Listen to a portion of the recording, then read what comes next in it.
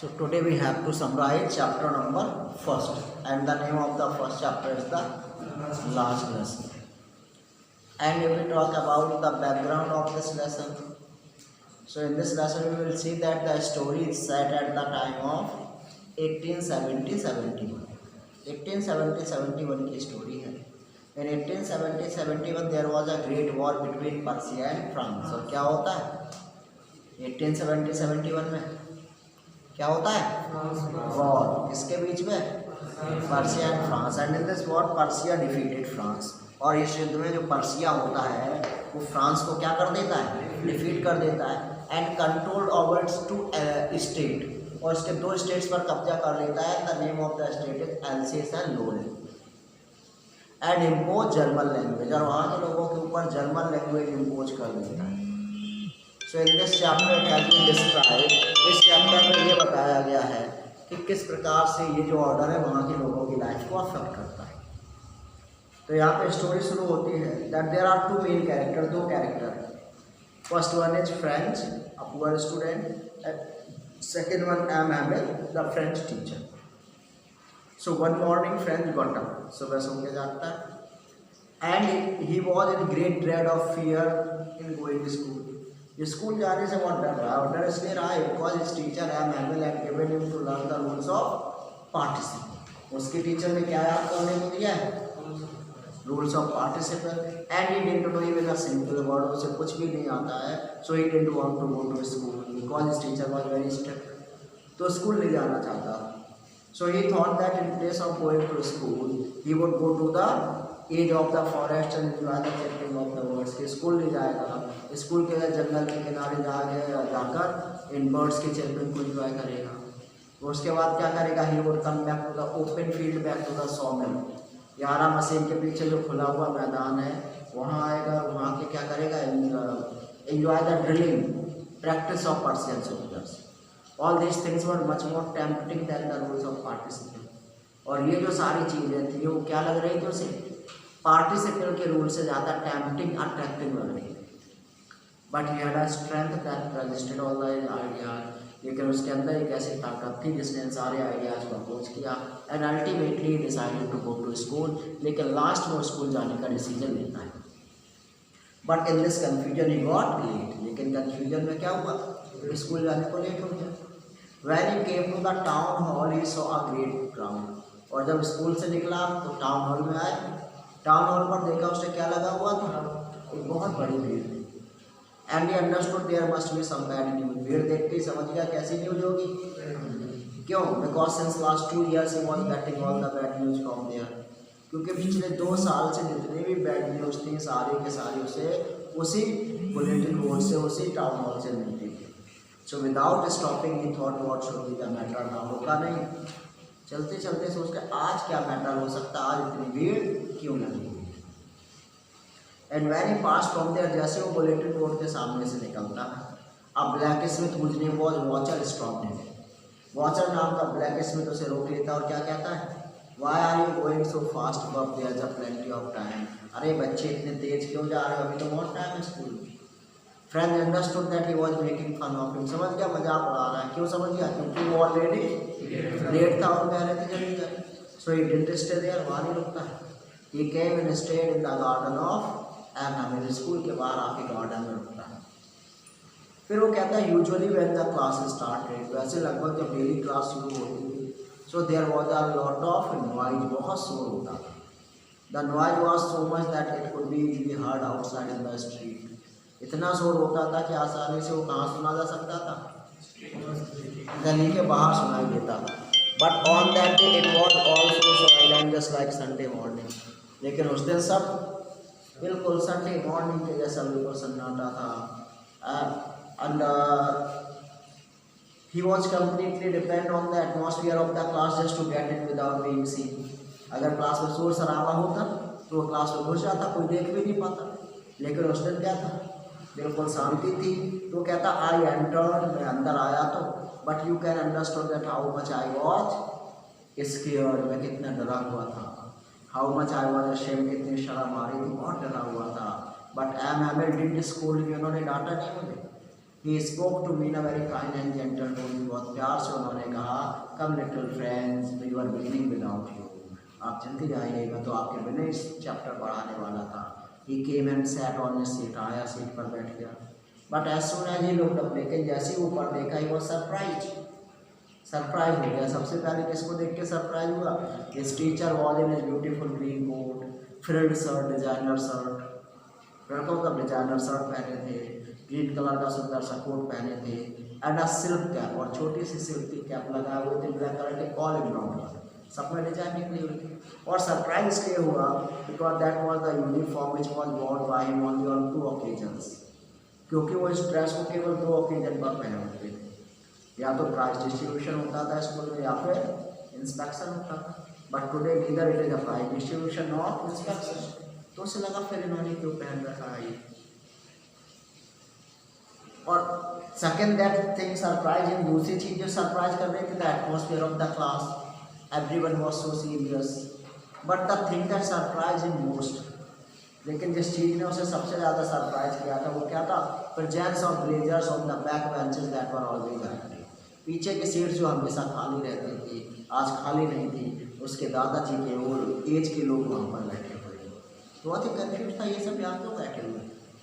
So while he was thinking all this, जब वो ये सब सोच रहा था तभी क्या होता है, एम्बुलेंस टेकन ए चेयर, अपनी चेयर लेते हैं, and he spoke to in a very kind and gentle tone, और बहुत ही प्यार से बच्चों से कहते हैं, dear students, the lesson which I am going to give you today, कि आज जो मैं आपको लेसन पढ़ाने जा रहा हूँ, it is my last lesson, ये लास्ट लेसन है। और लास्ट लेसन क्यों है? Because an order has come from Berlin, क्योंकि बर्लिन से एक ऑर्डर आया है, and according to that order from tomorrow in all the schools and Alsace and Lorraine only German language will be taught, कल से आपको कौन सी लैंग्वेज पढ़ाई जाएगी? जर्मन लैंग्वेज पढ़ाई जाएगी। So this is your last French lesson, ये आज आपका फ्रेंच लेसन का लास्ट लेसन है फ्रेंच लैंग्वेज का। That's why I appeal to you all to be very attentive, इसलिए मैं आप सबसे रिक्वेस्ट करता हूँ बहुत ध्यान से इसको पढ़ें। तो फ्रेंच कहता what a shocking words these were to be, मेरे लिए बहुत ही शॉकिंग था। And now I understood why there was a crowd in front of bulletin board, समझ गया नोटिस बोर्ड पर भीड़ क्यों थी, क्योंकि नोटिस बोर्ड पे क्या लगा था? नोटिस लगा था कि कल से क्या पढ़ाया जाएगा? जर्मन लैंग्वेज पढ़ाई जाएगी। So now he was feeling sorry, अब दुखी हो रहा था। Why I have not learn this language, पहले क्यों नहीं सीखा? Because I didn't know even how to properly write, मुझे तो प्रॉपरली लिखना भी नहीं आता। कई बार जैसे आज स्कूल नहीं आना चाहता था, ऐसे पहले भी कई बार कर चुका था। And now his attitude towards his books change, the book that seemed to him a little while ago such a nuisance, कुछ समय पहले जो प्रॉब्लमेटिक लग रही थी। The books that seemed to him a little while ago so heavy to carry, कुछ समय जो पहले जो बुक्स उसे बहुत हैवी लग रही थी, suddenly they became his old friends, अचानक से ये क्या हुआ? उसके पुराने दोस्त लगने लगे, to whom he couldn't give up, जिनको वो छोड़ नहीं सकता। And M Hamel to sir books नहीं, उसे लगा मैं एम हैमिल को भी नहीं छोड़ सकता हूँ। ये forgot all about his ruler, भूल गया कितना मारा था। ये फॉरगॉट हाउ क्रैंकी वो, भूल गया कितने क्रेजी कितने सनकी थी, उसे लग रहा था मैं इन्हें छोड़ नहीं सकता। And now he understood why M Hamel was in beautiful green coat, समझ में आ गया इन्होंने अच्छी ड्रेस क्यों पहन रखी थी। Because he wanted to give respect to his last lesson, अपने लास्ट लेसन को रिस्पेक्ट देना चाहते इसलिए उन्होंने पहनी थी।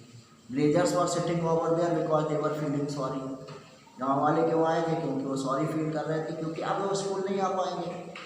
दूसरा, it was their way to thank M Hamel, वो एम हैमिल को थैंक यू बोलना चाह रहे थे, because since last 40 years he was there and serving them faithfully, क्योंकि पिछले 40 सालों से वो वहाँ रह के उनकी बहुत ही फेथफुली सब कर रहा है।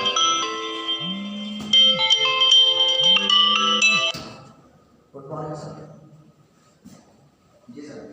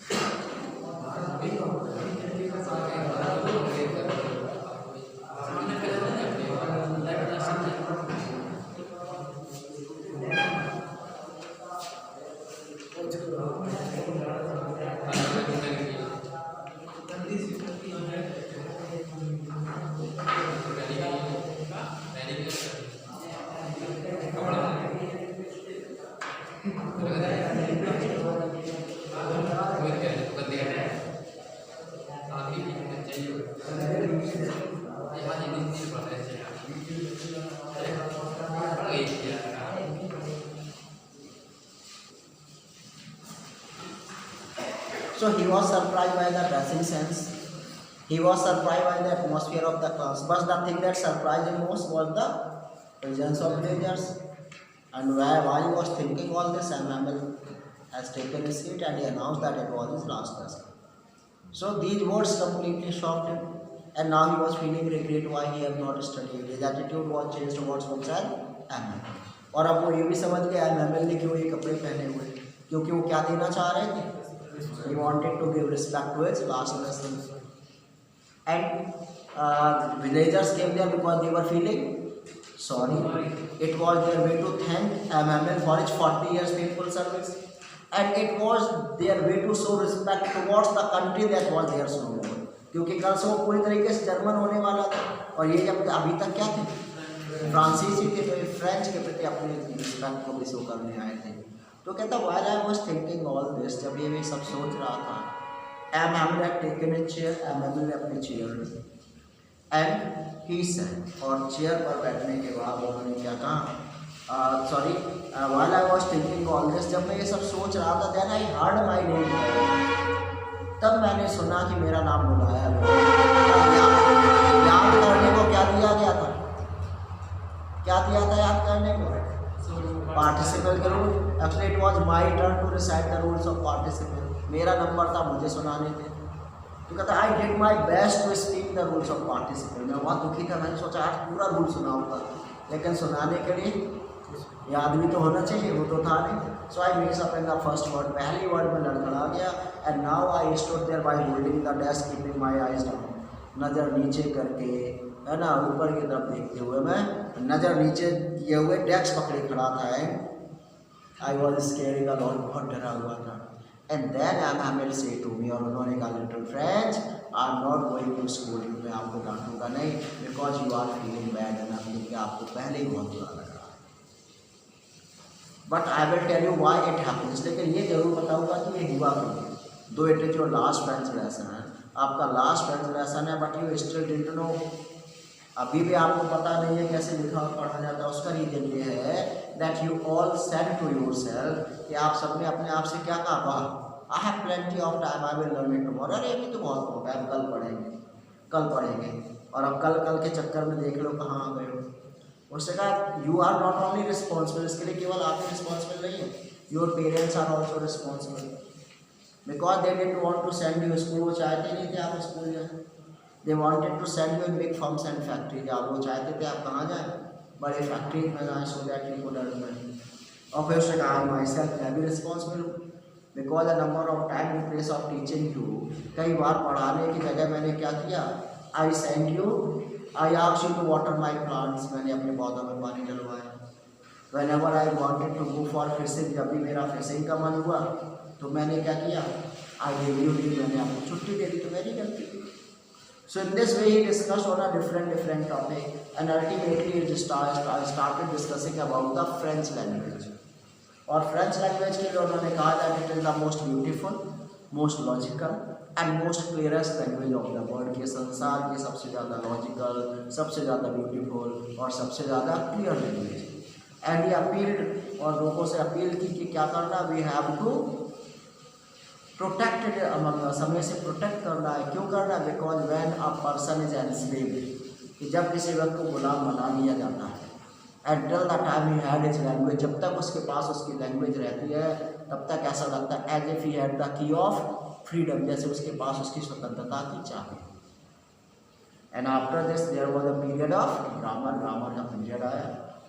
ही टॉट ऑल, सब उसने हमें पढ़ाया. And on that day, whatever he taught seemed so easy, बहुत ईजी लग रहा था. And I was surprised, मैं सरप्राइज होगा, क्यों, क्योंकि आज पहली बार सब कुछ समझ में आ गया. तो कहता मैं सरप्राइज था कि आज समझ में क्यों आ रहा. तो तब मैंने सोचा that perhaps either I have never listened so carefully, आज तक कुछ समझ में नहीं आया, आज सब कुछ समझ में आ गया. उसके दो रीजन, या तो आज तक मैंने अच्छे से सुना नहीं, और he had never explained so much patience, या फिर इतने अच्छे से उन्होंने एक्सप्लेन नहीं किया. But whatever the reason, I will learn the last lesson very nicely, सब बहुत अच्छे से. After the grammar there was a period of writing का पीरियड आया. Emmanuel had brought for us, हम सबके लिए क्या लेकर आए थे? न्यू नोटबुक्स, नई नोटबुक्स लेकर आए थे। And in the notebooks he has written in a beautiful round hand, और नोटबुक्स में बहुत ही सुंदर से हैंड राइटिंग में क्या लिख रखा था? France Alsace, France Alsace. And when the notebooks has been distributed, जब नोटबुक्स डिस्ट्रीब्यूट की गई, it seems as if the small flags of France पर फ्लोटिंग, जैसे पूरे रूम में फ्रांस के फ्लैग लोग फ्लोट कर रहे होते हैं। And everyone was very seriously doing their work, सब बहुत शांत में, सब सीरियस होकर काम कर रहे थे। वो कहता है यू मस्ट बी देयर, आपको वहाँ होना चाहिए था देखने के लिए सब लोग कितने सीरियस हैं। इवन द लिटलेस्ट वन, जो छोटे छोटे बच्चे थे, उन्होंने तक ध्यान नहीं दिया। और तभी क्या हुआ? On the roof they heard the coo of pigeon, कबूतर की आवाज़ सुनाई दी। तो उसे लगा बिल्कुल ask them to sing in German also, क्या इनसे भी कहेंगे कि जर्मन में बोलिए? मतलब जैसे कबूतर है, उसकी नेचुरल साउंड क्या? कू। क्या कोई कू चेंज करा सकता है? मार डालो, काट डालो। ऐसे ही एल्सेस और लोरेन के लोगों की नेचुरल लैंग्वेज क्या है? फ्रेंच। क्या आप एक ऑर्डर ला के लैंग्वेज चेंज करा देंगे? जैसे इनकी लैंग्वेज से क्या चेंज नहीं हो सकती, ऐसे अब हमारी चेंज नहीं हो सकती है। तो कहता है फ्रॉम माई राइटिंग, में लिखते लिखते क्या कर रहा था? I looked again and again to Emmanuel, बार बार एमैनुअल को देखता था। और वो क्या कर रहे थे? He was sitting there motionless, चुपचाप बैठे थे। He was getting the things, first one thing then another, then another, then another, एक एक करके सारी चीज़ों को बोल रहे थे। As if he wanted to fix the image of everything in his mind, ऐसा लग रहा था हर चीज़ की इमेज वो क्या करना चाह रहे हो? अपने दिमाग में बिठा लेना चाह रहे हो। इतने ध्यान से वो देख रहे थे। तो उसने कहा फैंसी इमेज, जरा सोचो। He was here since last how many years, कितने सालों से थे? 40 सालों से थे। द सेम क्लासरूम थे, सेम फर्नीचर, सेम गार्डन। तो ही इमोशनली वॉज कनेक्टेड। तो उसने कहा आज जब भी अचानक से सब छोड़ के जाना पड़ रहा है, so how much it must have broken his heart, कितना उनका दिल टूट गया होगा। और तभी उसने ऊपर ट्रक खिसकने की आवाज़ सुनाई दी, बक्से खिसकने। तो समझ गया that his sister was packing, इसका मतलब कल उन्हें छोड़ के जाना है। After the writing there was a period of history, history का पीरियड आया। And the small children were chanted ba baby, वो छोटे छोटे बच्चे क्या कर रहे थे? जैसे ओरल करते हैं ना, तो वहाँ की होती है जैसे अपने आप छोटा बड़ा करते हैं, वहाँ क्या था? बा बेबी, वो ये कर रहे थे। एंड ओल्ड हाउसर ऊपर सेटिंग में कहते हैं, एक बूढ़ा हाउसर भी उन लोगों के साथ बैठा। ही वॉज ऑल्सो प्रोनाउंसिएटिंग का लेटर, वो भी बोल रहा था। And his voice was trembling, जब भी हम रोना आ रहा होगा तो आवाज़ कैसी निकलती है? भर्राई हुई। तो उसकी आवाज़ ऐसी भर्राई हुई निकल रही थी। इट सीम्ड सो फनी, उसकी आवाज़ इतनी फनी लग रही थी that we all wanted to laugh, कि हम सब हंसना चाह रहे थे। But the circumstances was like that, लेकिन परिस्थितियाँ ऐसी थी that we all wanted to cry, कि हम सब रोना भी चाह रहे थे, लेकिन अब ना हंस पा रहे थे ना रो पा रहे थे। तभी क्या हुआ? चर्च क्लॉक स्ट्रक 12 बजने का इंडिकेशन हुआ। The trumpet of Persian soldier का ट्रम्पेट भी बजा। And it was the indication that the class has to be over, indication था क्लास ओवर होने वाला है। So Emmanuel said dear children, but something choked, वो इतने इमोशनल थे that he could not speak, बोल नहीं पाए। He took a piece of chalk, एक चॉक का टुकड़ा लिया, turn towards the board, board की तरफ मुड़े। And he wrote on the board as large as he could, जितना बड़ा बड़ा लिख सकते थे उतना बड़ा बड़ा उन्होंने क्या लिख दिया? Viva la France means live long France. And without looking towards the students की तरफ देखे हुए नहीं, उन्होंने क्या करा? कि मेरा जेस्चर विद हिज हैंड, अपने हाथ से हाथ इशारा किया। क्लास इज डिसमिस्ड, यू में वो क्लास खत्म हुई, अब आप सब यहाँ से जा सकते हैं। So in this way Emmanuel has completed his last lesson, इस प्रकार से एमैनुअल अपना लास्ट लेसन कंप्लीटेड।